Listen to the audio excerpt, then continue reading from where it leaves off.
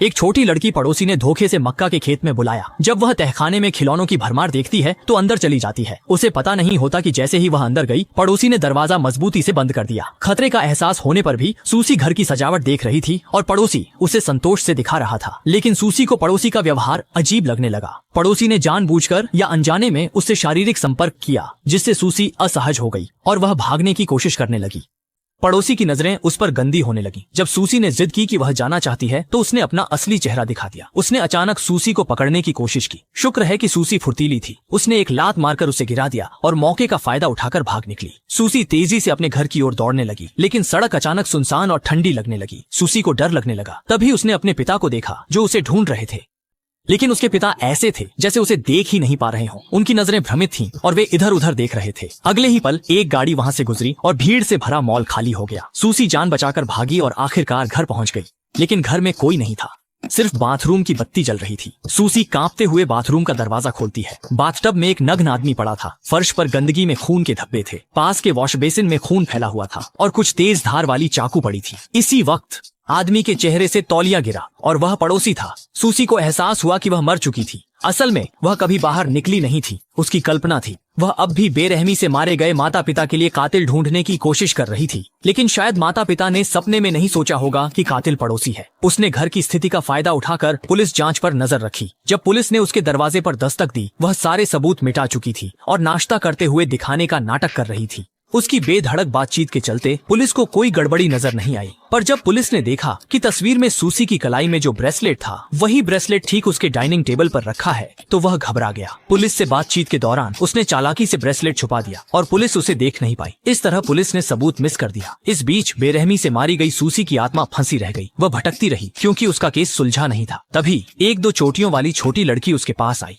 उस लड़की ने उसे अपने साथ स्वर्ग चलने का निमंत्रण दिया। सूसी को आखिरकार अकेलापन महसूस नहीं हुआ और वह उस लड़की के साथ स्वर्ग की ओर जाने वाले रास्ते पर चल पड़ा। वह आसपास की खूबसूरती में खो गया, लेकिन जैसे ही वह उसमें डूबने ही वाला था, उसे अचानक अपने माता पिता और अपने कातिल की याद आ गई। इसलिए उसने बिना पीछे देखे उस रास्ते को छोड़ दिया। बेरहमी से मारी गई सूसी की आत्मा, पिता उसे देख नहीं सकते, लेकिन बाप बेटी के बीच की आत्मिक जुड़ाव से पिता को अपनी बेटी की मौजूदगी का एहसास होता है। भले ही पुलिस बार बार कहती रही कि इस केस में कातिल को ढूंढना बहुत मुश्किल है, उसके पिता ने कभी हार नहीं मानी। समय बीतता गया। कातिल खुद पर गर्व महसूस करने लगा और उसने सूसी के घर में एक जासूसी यंत्र लगा दिया। वह हर दिन सूसी के माता पिता की बेबसी का मजा लेता। एक दिन उसने सुना कि सूसी के पिता को शक हो गया है कि कातिल आसपास का ही कोई है। पड़ोसी सतर्क होने लगे, लेकिन सूसी के पिता के अलावा एक और शख्स था जिसे शक हुआ, सूसी की छोटी बहन सोफी। एक दिन जब सोफी कुत्ते को घुमा रही थी तो उसका कुत्ता पड़ोसी पर भौंकने लगा। सोफी को पहले से ही उस पड़ोसी पर शक था। अब उसकी छठी इंद्रिय मजबूत हो गई। पड़ोसी ने भी महसूस कर लिया कि सोफी को उस पर शक है।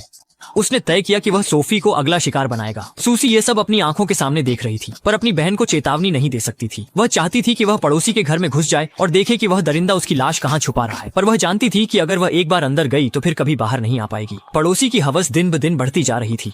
वह आधी रात को फिर मक्का के खेत में आया और प्रेम में डूबे जोड़े को देखता रहा। उसकी वासना भड़क उठी। पागलों की तरह सोफी पर ध्यान केंद्रित करने लगा। सोफी सतर्क थी, पड़ोसी को मौका नहीं देती थी, लेकिन पड़ोसी हार मानने वाला नहीं था। उसे शिकार से डर नहीं लगता था। उसने नोटबुक निकाली और नया जाल डिजाइन करने लगा। कल्पना करता रहा कि जब सोफी उसके जाल में फंसेगी तो रोमांचित होगा। दिन में भीड़ थी, कुछ नहीं कर सकता था। वह दिन में कुछ नहीं कर सकता था, रात में ही कार्रवाई करता था। जब वह अपने इरादों को अंजाम दे रहा था, सूसी के पिता ने हत्यारे की तलाश बंद नहीं की थी। उन्होंने सूसी की मौत से पहले उसके कैमरे में खींची तस्वीरें निकलवा ली और तस्वीरों में मौजूद लोगों व घटनाओं की पहचान करने लगे। मेहनत करने वालों की किस्मत साथ देती है। जब उन्होंने तस्वीर में गुलाब के फूलों से छिपे पड़ोसी को देखा, उन्हें अपनी बेटी और पड़ोसी की बातें याद आ गईं। वे पड़ोसी के घर पहुंचे, लेकिन आंगन के सामने उन्हें कुछ असामान्य नहीं दिखा। जैसे ही वे जाने लगे, पड़ोसी ने लकड़ी गिरा दी। लकड़ी गिरने से पिता का ध्यान खींचा। सूसी पिता को संकेत देने की कोशिश कर रही थी। सूसी की कोशिशों से पिता द्वारा तोड़ा गया गुलाब का फूल जीवित होने लगा।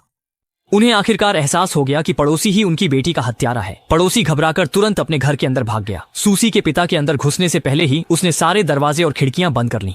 इसके बाद पिता ने पड़ोसी पर नजर रखना शुरू कर दिया। उन्होंने देखा कि पड़ोसी रात को कपड़े पहनकर जा रहा है, तो वे डंडा लेकर उसके पीछे चल पड़े। पीछा करते हुए वे एक मक्का के खेत तक पहुंच गए। रात में सूसी अपने पिता की घबरा गई, लेकिन पिता पड़ोसी की चालाकी में फंस गए। इस समय पड़ोसी तो निकल चुका था और पिता जिसका पीछा कर रहे थे, असल में वे एक प्रेमी जोड़े का पीछा कर रहे थे। सूसी ने कोशिश की, वो जोड़ा डर गया और पिता पर गुस्से में टूट पड़ा। पिता को बुरी तरह पीटा गया, अधमरा कर दिया। सूसी अपराध बोध के साथ फिर घर लौट आई। उसने देखा कि गलियारे के अंत में एक तेज रोशनी उसकी ओर आ रही है। अगले ही पल वह खुद को तेज रफ्तार ट्रैफिक सड़क पर खड़ा पाती है। उसने सड़क किनारे लाशें देखी। लिया फॉक्स 1969, वह पहले ही मर चुकी थी। लाना जॉनसन 1960, उसे एक झोपड़ी में फुसलाकर ले जाया गया था जो उसने पुराने दरवाजों से बनाई थी। वह सबसे छोटी थी। इतने सारे लोग उसके हाथों मारे गए लेकिन उसे कुछ भी नहीं हुआ। गुस्से में भरी सूसी अब डरना भूल गई थी। वह एक बार फिर उसी तहखाने में पहुंची जहां उसकी हत्या हुई थी। कमरे में अचानक एक तिजोरी आ गई। सूसी को एहसास हुआ कि उसमें उसकी खुद की लाश रखी है। इसी समय पड़ोसी सोफी को मारने की योजना को तेज कर रहा था। संयोग से सोफी अकेली रह गई थी। उसने मौका देखकर पड़ोसी के घर के पीछे जाकर अपने पैर से वेंटिलेशन के कांच को तोड़ दिया। अचानक सोफी ने देखा कि बेडरूम के कालीन के नीचे एक छुपा हुआ तंत्र है। इसे खोलने के बाद अंदर एक काली किताब थी। यह जाल वाले गुप्त कमरों से भरा उसका एल्बम था। सोफी महत्वपूर्ण सबूत खोजने के लिए उत्साहित थी जब उसने नीचे एक दरवाजे के खुलने की आवाज सुनी। सोफी गुस्से में थी। वह अपनी आवाज कम करने के लिए सावधान थी। रात दर रात जब वह आखिरी पृष्ठ पर गया तो उसने अपनी बहन सूसी का चित्र देखा जिस पर उसके बालों का एक गुच्छा था। एक पल के लिए सोफी भयभीत हो गई। इस समय पड़ोसी तहखाने में आया था और उसने पाया कि सोफी ने जिस कांच को तोड़ दिया था वह टूटा हुआ था। वह तुरंत सोफी को पकड़ने के लिए ऊपर की ओर दौड़ा। जब सोफी ने आवाज सुनी तो वह घबरा गई और अपने शरीर में दर्द की परवाह किए बिना खिड़की से बाहर लुढ़क गई। सोफी दहशत की स्थिति में थी। हालांकि सोफी बच गई। उसने अभी भी अपने पड़ोसी को भागने का मौका दिया। पड़ोसी एक छोटी सी खाई में भाग गया और सूसी की लाश वाली तिजोरी अपने साथ ले गया। पहली बार सूसी को लगा कि वह स्वर्ग के इतने करीब है। शायद सूसी की लाश जल्द ही मिल जाए और उसकी नाराजगी जल्द ही दूर हो जाए, वरना उसे इतने सारे दोस्त क्यों मिलते जो उसके जैसे ही दुख झेल रहे थे। उन्होंने एक दूसरे को गले लगाया और फिर धीरे धीरे स्वर्ग की ओर चल पड़े। लेकिन पड़ोसी ने फिर भी अपनी बुरी आदतें नहीं बदली और लड़की को भ्रमित और धोखा देने के बारे में भी सोचा।